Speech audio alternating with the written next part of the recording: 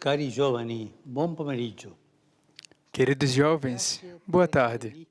Obrigado por estarem ali, por todo o trabalho que fizeram, pelo empenho destes meses, apesar das mudanças de programa. Vocês não desanimaram, pelo contrário, notei o nível de reflexão, a qualidade, a seriedade e a responsabilidade com que trabalharam. Não se descuidaram de nada que lhes causa alegria, preocupação, indignação e que os impulsiona a mudar. A ideia original era encontrarmos-nos em Assis, para nos inspirarmos nos passos de São Francisco, do crucifixo de São Damião e de outras faces, como a do leproso. O Senhor foi a seu encontro, chamou e confiou-lhe uma missão. Despojou dos ídolos que o isolavam, das perplexidades que o paralisavam e fechavam na fraqueza usual de sempre foi feito assim. Isso é uma fraqueza? Ou a doce e insatisfeita tristeza de quem vive só para si? E lhe deu a capacidade de cantar um canto de louvor, expressão de alegria, liberdade e entrega. Portanto, este encontro virtual em Assis, para mim não é um ponto de chegada, mas o impulso inicial de um processo que somos convidados a viver como vocação, como cultura e como pacto.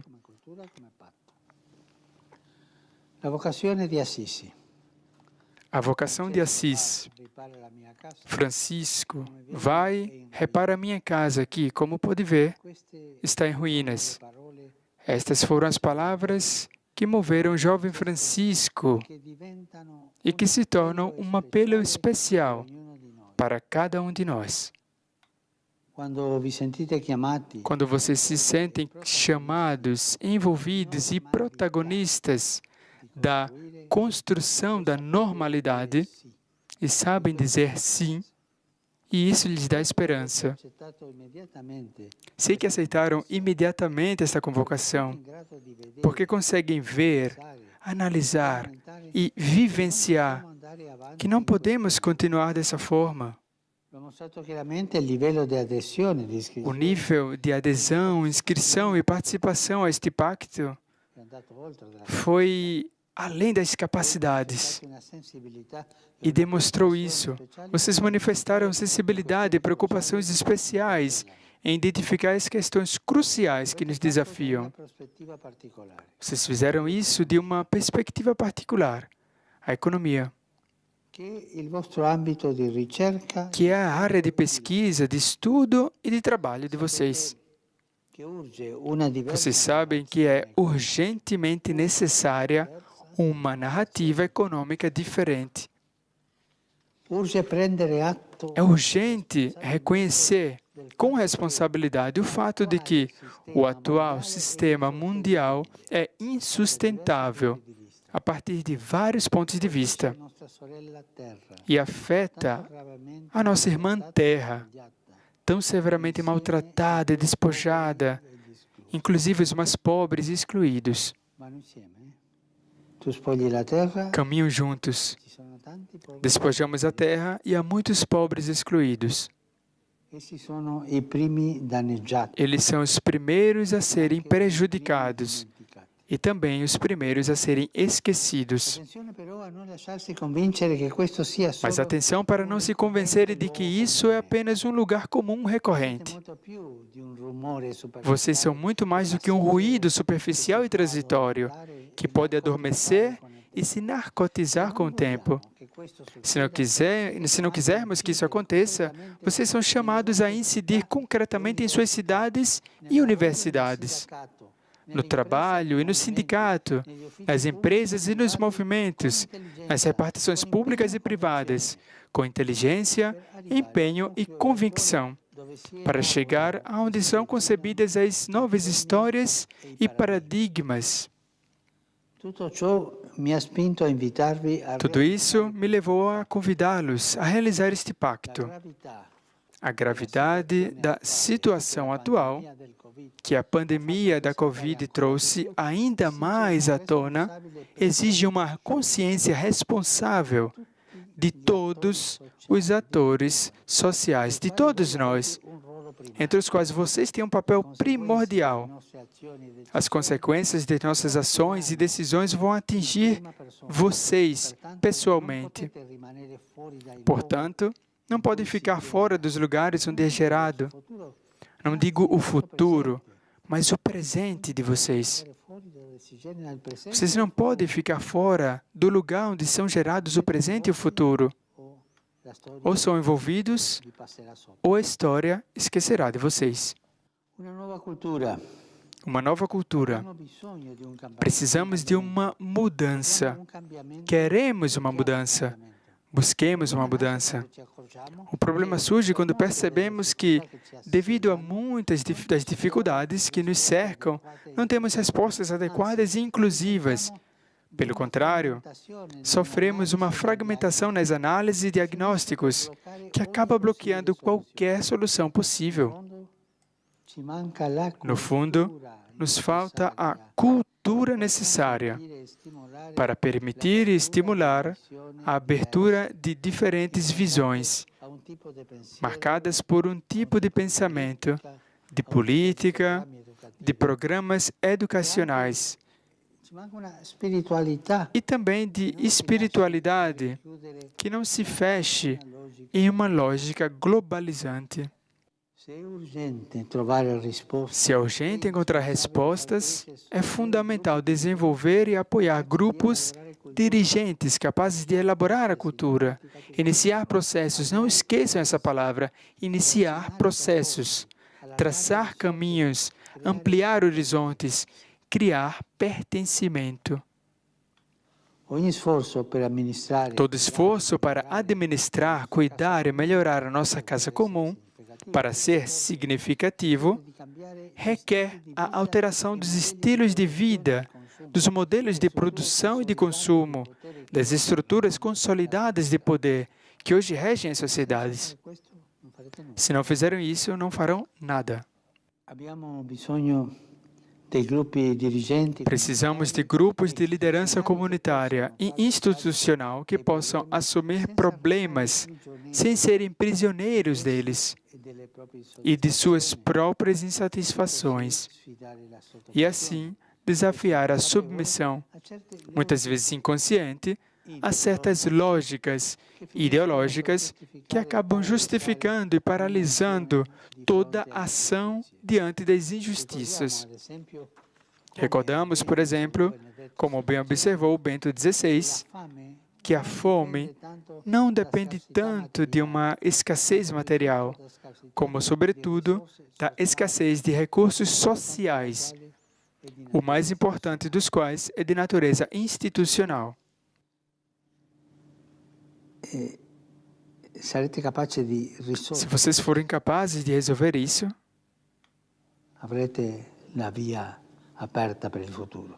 terão um caminho aberto para o futuro. Repito o pensamento do Papa Bento XVI. A fome não depende tanto da escassez material, mas da escassez dos recursos sociais, dos quais o mais importante é institucional. A crise social e econômica que muitos sofrem na própria carne e que está hipotecando o presente e o futuro com o abandono e a exclusão de tantas crianças e adolescentes, além de suas famílias inteiras, não nos permite privilegiar interesses setoriais em detrimento do bem comum. Devemos voltar um pouco à mística do bem comum. Nesse sentido, gostaria de apontar um exercício que vocês vivenciaram como metodologia para uma revolução saudável e revolucionária dos conflitos. Durante esses meses, vocês compartilharam várias reflexões e importantes panoramas teóricos. Conseguiram se reunir em 12 temáticas, as aldeias, como vocês as chamaram. 12 temáticas para debaterem, discutirem e identificarem caminhos viáveis.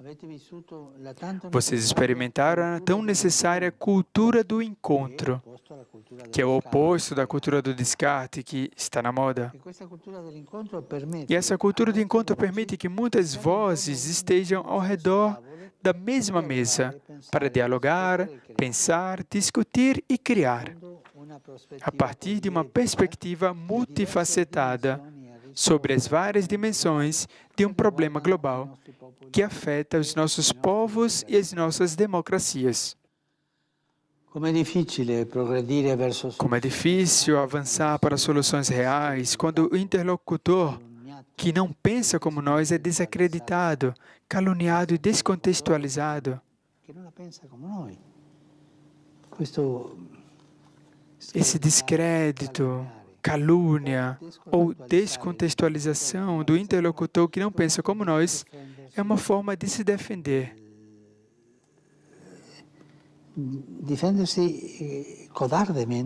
De forma covarde das decisões que eu devo tomar para resolver tantos problemas.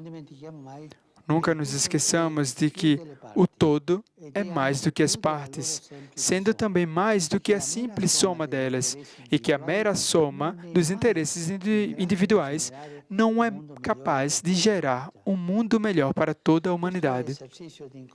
Esse exercício de se encontrar para além de todas as diferenças legítimas é o passo fundamental para qualquer transformação que ajude a dar vida a uma nova mentalidade cultural e, portanto, econômica, política e social. Com efeito, não é possível se empenhar em coisas grandes apenas com doutrinas, com uma perspectiva teórica ou individual, sem uma mística que nos anima, sem uma moção interior que impele, motiva, encoraja e dê sentido à ação pessoal e comunitária. Assim, o futuro será um tempo especial, em que nos sentiremos chamados a reconhecer a urgência e a beleza do desafio que nos apresenta. Um tempo que nos lembra que não estamos condenados a modelos econômicos que focalizem os seus interesses imediatos nos lucros, como unidade de medida, e na busca de políticas públicas semelhantes que ignoram seus próprios custos humanos, sociais e ambientais. Como se pudéssemos contar com uma disponibilidade absoluta, ilimitada e neutra dos recursos. Não somos obrigados a continuar a admitir e tolerar em silêncio nos nossos comportamentos que alguns se consideram mais dignos do que outros, como se tivessem nascido com mais direitos ou privilégios para o gozo garantido de certos bens ou serviços essenciais. Também não é suficiente focar na busca de paliativos no terceiro setor ou em modelos filantrópicos. Embora o trabalho que fazem seja fundamental, nem sempre são capazes de dar respostas estruturais aos atuais desequilíbrios que afligem os mais excluídos e, involuntariamente, perpetuam as injustiças que pretendem combater. Na verdade, não se trata única ou exclusivamente de atender às necessidades mais essenciais dos nossos irmãos. É necessário aceitar estruturalmente que os pobres têm dignidade suficiente para estarem nos nossos encontros, participarem das nossas discussões e levarem o pão para suas casas. E isso é muito mais do que assistencialismo. Estamos falando de uma conversão e transformação das nossas prioridades e do lugar do outro em nossas políticas e na ordem social. Em pleno século XXI, já não se trata simplesmente do fenômeno da exploração e opressão, mas de uma realidade nova, com a exclusão, fere-se na própria raiz, a pertença à sociedade onde se vive, pois que vive nas favelas,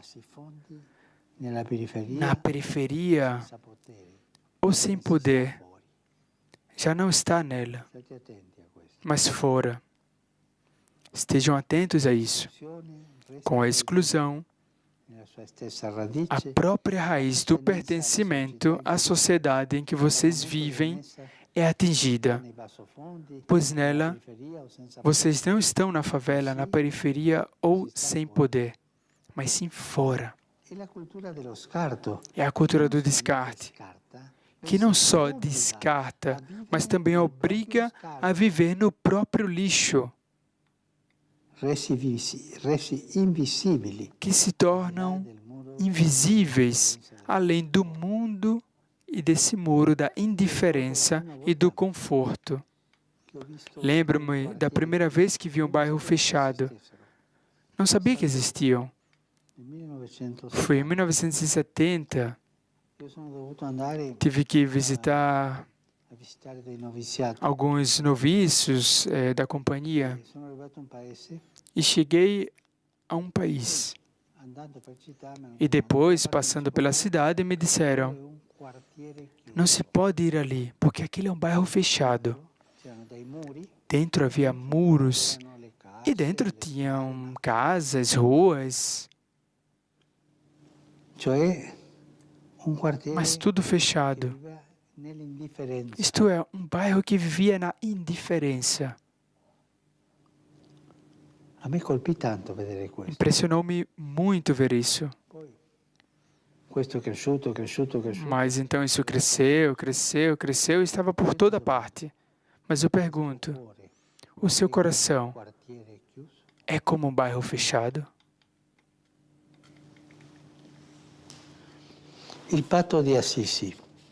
O Pacto de Assis. Não podemos continuar adiando alguns problemas. Essa imensa e urgente tarefa requer um compromisso generoso na esfera cultural, na formação acadêmica e na pesquisa científica, sem se perder em modas intelectuais ou posturas ideológicas, que são ilhas que nos isolam da vida concreta e do sofrimento das pessoas.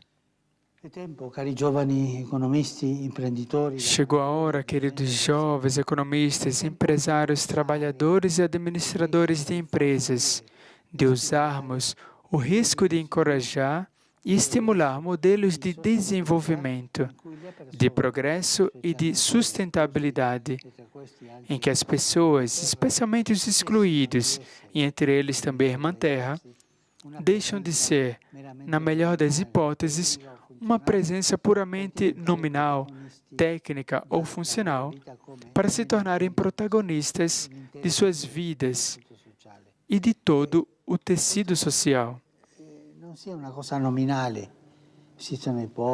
Isso não pode ser algo nominal. Os pobres, os excluídos. Não pode ser técnica, funcional. É hora de que eles se tornem protagonistas de suas vidas e de todo o tecido social. Não pensemos por eles, pensemos com eles. Lembre-se do legado do iluminismo, das elites iluminadas. Tudo para o povo, nada com o povo. E isso não está certo. Não pensemos por eles, pensemos com eles.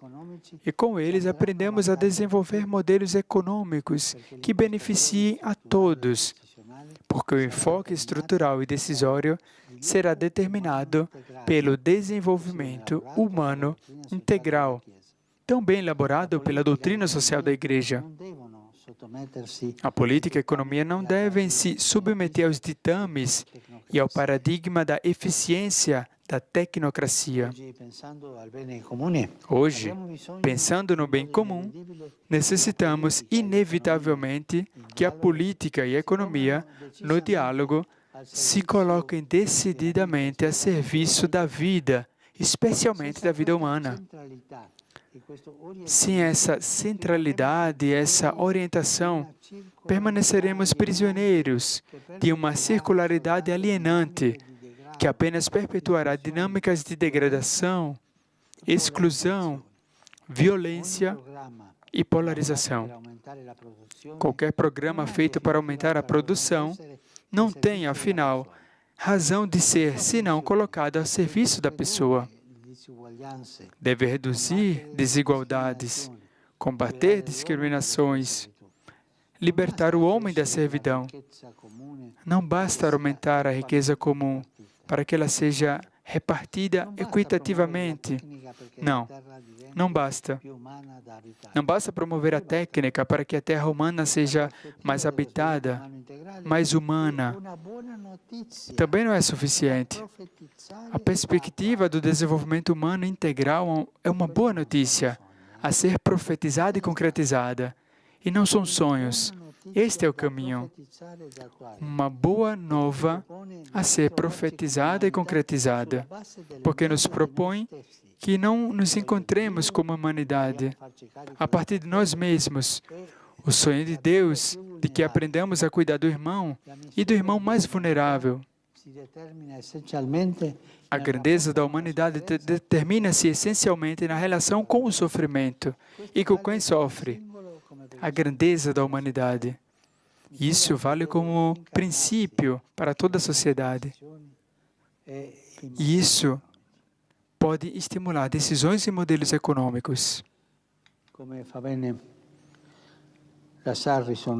Como é bom deixar ressoar as palavras de São Paulo VI, quando, no desejo de que a mensagem evangélica permeie e oriente todas as realidades humanas, ele escreveu: o desenvolvimento não se reduz a um simples crescimento econômico. Para ser autêntico, deve ser integral. Quer dizer, promover todos os homens e o homem todo. Todos os homens e o homem todo. Não aceitamos que o econômico se separe do humano, nem o desenvolvimento das civilizações em que ele se incluiu. O que conta para nós é o homem, cada grupo de homens, até se chegar à humanidade inteira. Nesse sentido, muitos de vocês terão a possibilidade de agir e influenciar decisões macroeconômicas, onde está em jogo o destino de muitas nações.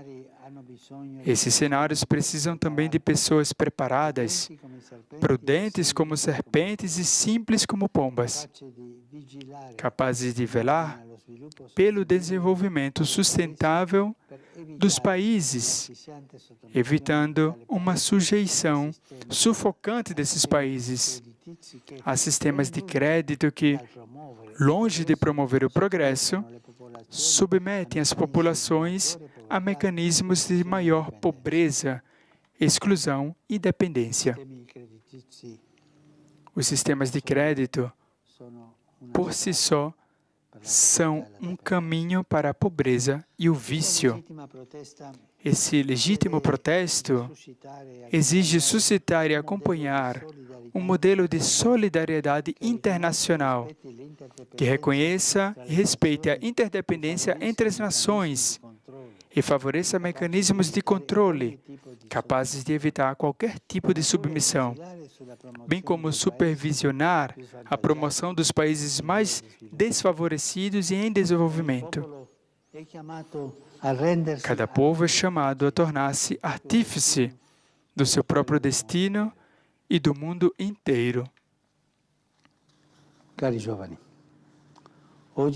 Queridos jovens, hoje temos à nossa frente a grande ocasião de expressar o nosso ser irmãos, de ser outros bons samaritanos que tomam para si a dor dos fracassados, em vez de fomentar ódios e ressentimentos. Um futuro imprevisível já está em gestação.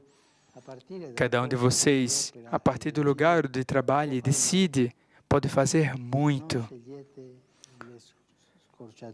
Não escolham atalhos que os seduzam e impeçam de se misturar para serem fermento onde vivem. Nada de atalhos. Fermento. Sujar as mãos. Passada a crise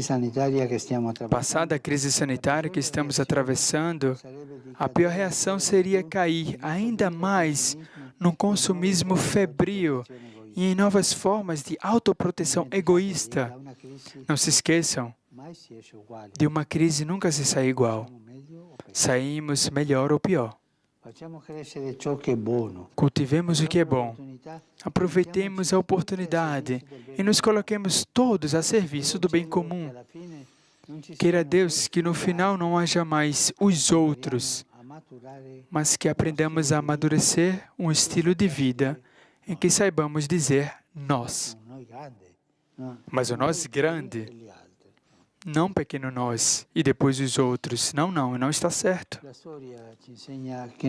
A história nos ensina que não existem sistemas ou crises capazes de anular completamente a capacidade, engenhosidade e criatividade que Deus nunca cessa de despertar nos corações. Com dedicação e fidelidade aos povos de vocês, ao presente e ao futuro de vocês, vocês podem se unir a outros para tecer uma nova forma de construir a história. Não tenham medo de se envolver e tocar a alma das cidades com o olhar de Jesus. Não temam habitar com coragem os conflitos e as encruzilhadas da história para ungí-los com o aroma das bem-aventuranças. Não temam, porque ninguém se salva sozinho. Ninguém se salva sozinho. A vocês, jovens, vindos de 115 países, dirijo o convite a reconhecer que precisamos uns dos outros para dar vida a esta cultura econômica, capaz de fazer germinar sonhos, suscitar profecias e visões, fazer florescer a esperança, estimular confiança, fechar feridas, estabelecer relações, ressuscitar uma aurora de esperança, aprender um do outro e criar um imaginário positivo que ilumine as mentes, aqueça os corações, restitua força às mãos e inspire os jovens, a todos os jovens, sem excluir ninguém, a visão de um futuro reflexo da alegria do Evangelho. Obrigado.